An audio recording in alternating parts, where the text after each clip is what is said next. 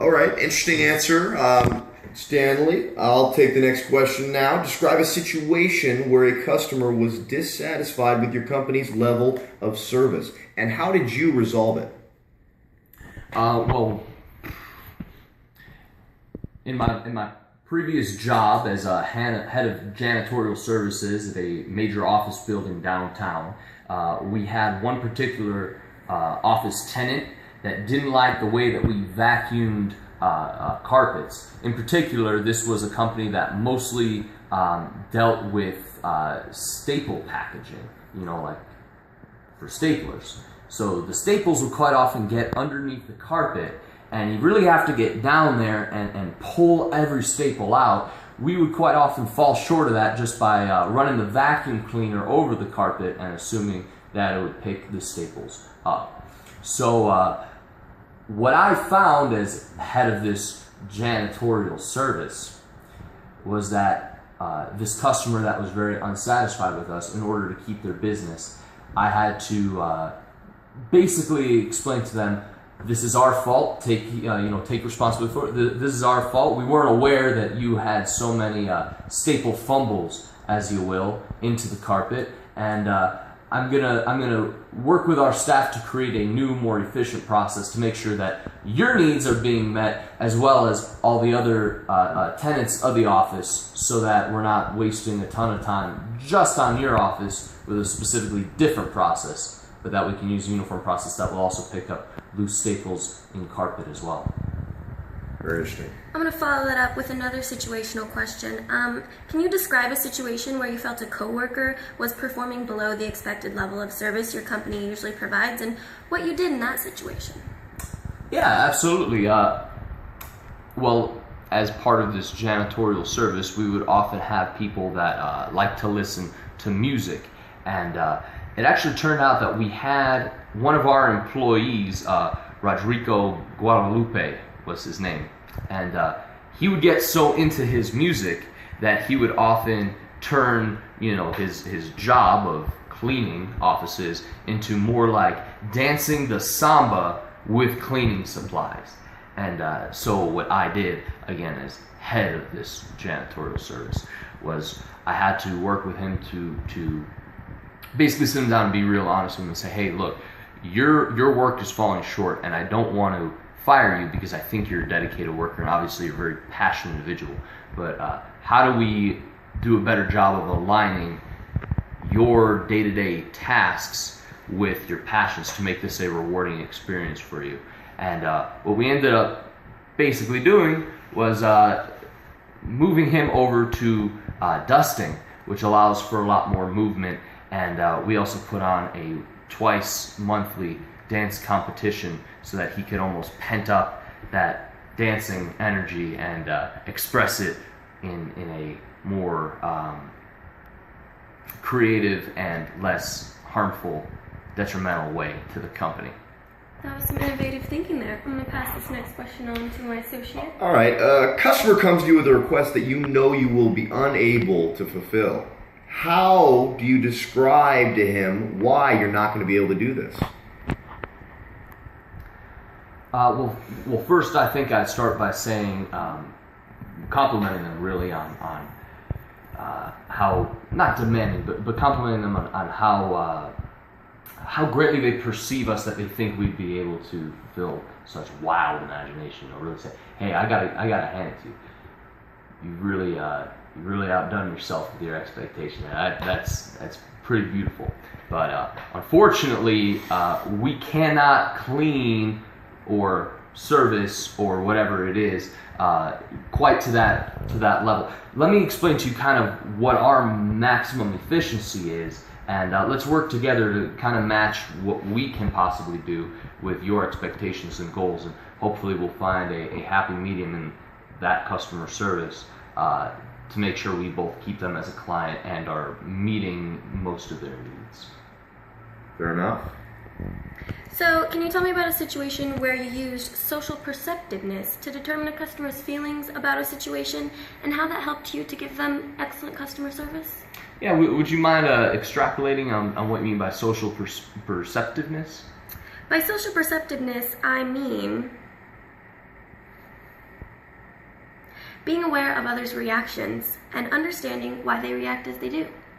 So just to confirm, you're asking the question is, how did I use that skill to identify A customer's feelings and needs, and how you helped, I don't know, really lame? Really? Describe a situation where you use social perceptiveness to determine a customer's feelings about a situation, and how that helped you to give them excellent customer service. That's a great question. I'd say a few jobs ago, when I was working in the restaurant industry, very often you could perceive a customer's feelings or expectations toward your service by watching their social interaction. So quite often what you would have to do is, when you make the rounds and ask, is everything all right? If you wouldn't get any complaints, to ensure that your customer is both happy and also is going to be a return customer, as well as recommending other customers, you have to kind of keep an eye on how they react when you're not around. Not so much with words, but socially and with their body language. So if you'd see people, for instance, sharing the bloomin' onion in a sense of they don't want to touch it, okay, this isn't quite meeting their expectations. But if you see someone is really hoarding it and almost stiff-arming their friends away because they can't have enough of that fried onion goodness, you've really done a good job at satisfying the customer's needs and making them really feel full inside, figuratively and literally. Very nice. Last question of the day. A customer needs something done, and usually your boss would have to approve the steps it would take to complete this request. But lately your boss has been very busy and asked not to be disturbed. You know that customer service is a priority in your company, but you also know that your boss will be upset if left out of the loop completely. How do you handle this?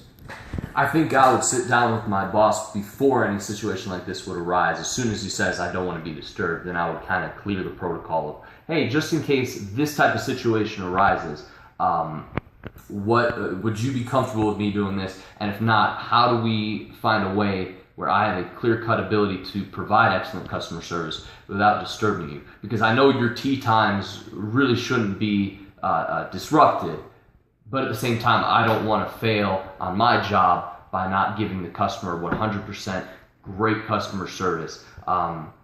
So let's sit down and let's create some kind of protocol so that you don't have to be bothered, so that I have some sort of clearance, so that we don't have that bottlenecking of authority, that red tape bottleneck.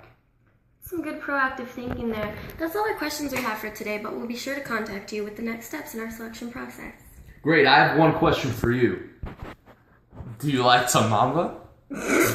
Ah, yeah. Here's Rodrigo Guadalupe's looking for a partner. Okay. That's good. All right, let's get go ahead. Hello. You don't have to stop. Yeah. All right, are we ready? Mm-hmm. So describe yourself. Charismatic. What did you think when the boss mispronounced your name? What an idiot. What an idiot. Okay, you got to give a little more, be like, when he mispronounced my name, I thought, that kind of thing. Okay. So because my question's not going to be in there. No, I know. So it's kind of like the office thing. So you got okay. All right. So what do you think when the boss mispronounced your name? When the boss mispronounced my name, all I could think is, great, another idiot I got to work for. What an idiot. So you think you're going to get the job? Do I think I'm going to get the job? Yes. Do I think the job will get me? I don't know. Sometimes I don't even get me. The only person that ever really got me was Rodrigo Guadalupe. I miss that boy. Did you get fired for having an inappropriate relationship with a coworker? I have never, ever been accused of having an inappropriate relationship with a coworker. Is my defense.